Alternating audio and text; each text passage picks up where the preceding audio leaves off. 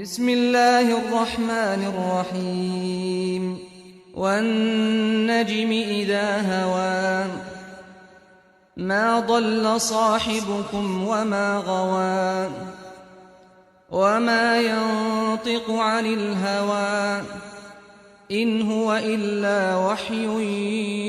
يوحى علمه شديد القوى ذو مرة فاستوى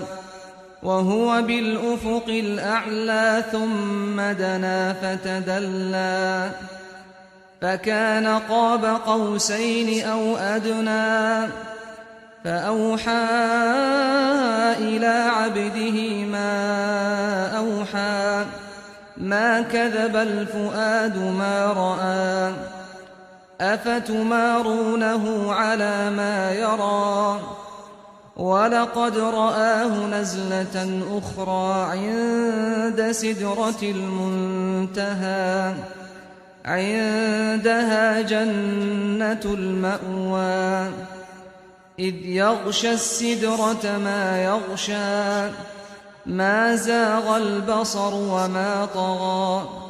لقد رأى من آيات ربه الكبرى أفرأيتم اللات والعزى ومناة الثالثة الأخرى ألكم الذكر وله الأنثى تلك إذا قسمة ضيزى إن هي إلا أسماء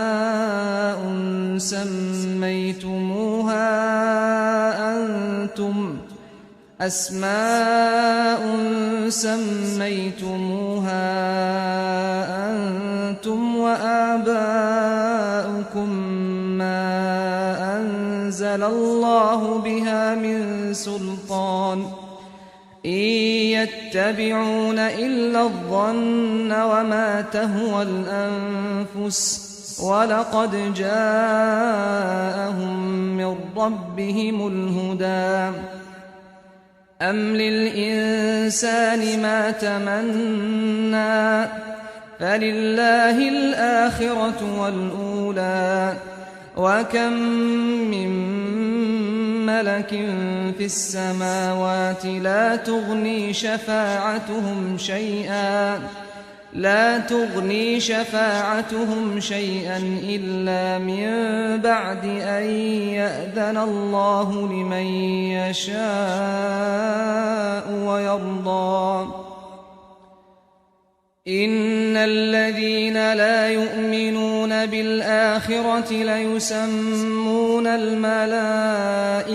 تسمية الأنثى وما لهم به من علم إن يتبعون إلا الظن وإن الظن لا يغني من الحق شيئا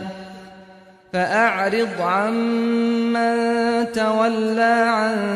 ذكرنا ولم يرد إلا الحياة الدنيا ذلك مبلغهم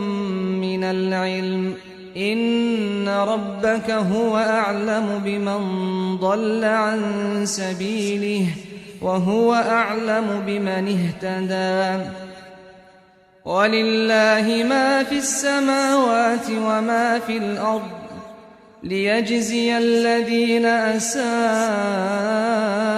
بما عملوا ويجزي الذين أحسنوا بالحسنى الذين يجتنبون كبائر الإثم والفواحش إلا اللمم إن ربك واسع المغفرة هو أعلم بكم إذ أنشأكم من الأرض وإذ أنتم أجنة في بطون أمهاتكم فلا تزكوا أنفسكم هو أعلم بمن اتقى أفرأيت الذي تولى وأعطى قليلا وأكدى أعنده علم الغيب فهو يرى أم لم ينبأ بما في صحف موسى وإبراهيم الذي وفى ألا تزر وازرة وزر أخرى وأن ليس للإنسان إلا ما سعى وأن سعيه سوف يرى ثم يجزاه الجزاء الأوفى وأن إلى ربك المنتهى وأنه هو أضحك وأبكى وأنه هو أمات وأحيا وأنه خلق الزوجين الذكر والأنثى من نطفة إذا تمنى وأن عليه النشأة الأخرى وأنه هو أغنى وأقنى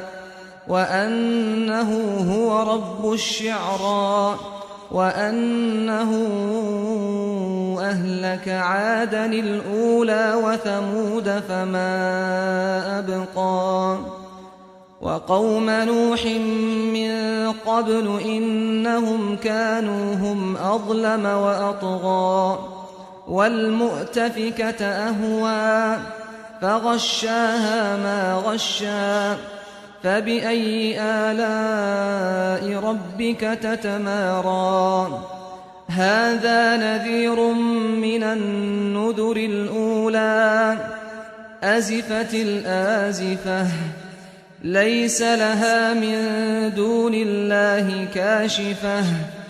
أفمن هذا الحديث تعجبون